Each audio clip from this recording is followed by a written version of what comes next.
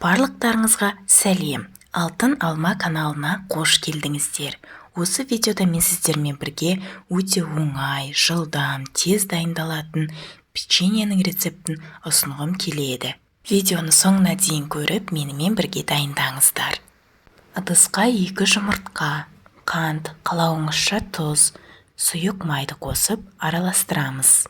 Бұл рецептте жұмыртқалардың температурасы аса маңызды емес.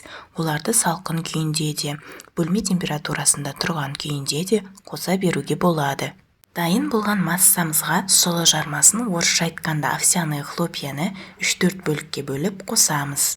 Бөліп қосуымыздың себебі жұмыртқалардың көлеміне байланысты сұлының мөлшері әртүрлі болуы мүмкін. Ингредиенттердің граммен және шамалап қасықпен жазылған рецептін видеоның описаниясынан таба аласыздар.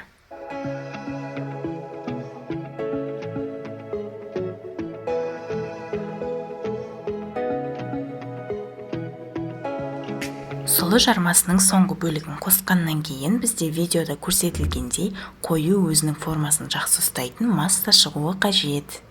Жасап жатқан қамырымызға енді соңғы ингредиент ұнды қосу ғана қалады. Ұнды да дәл солай 2 немесе 3 бөлікке бөліп қосамыз. Мысалы, мен 2 ас қасық ұнмен шектелдім, ал егерде сіздердің қамырларыңыз қатты сұйық болып тұрса, онда тағы бір ас қасықты қосып жіберуге болады. Ал қазір менің арнамда шығатын жаңа рецепттерді жіберіп алмас үшін каналыма тіркеліп қоюларыңызды сұраймын.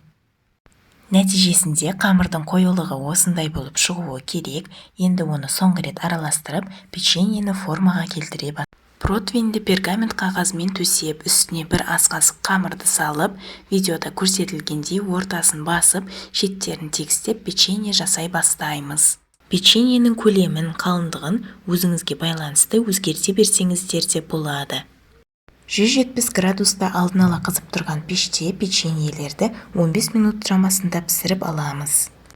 Пештен шыққан печеньелерді кішкене суытып алған жөн, сонда олар пергамент қағазынан оңай алынатын болады.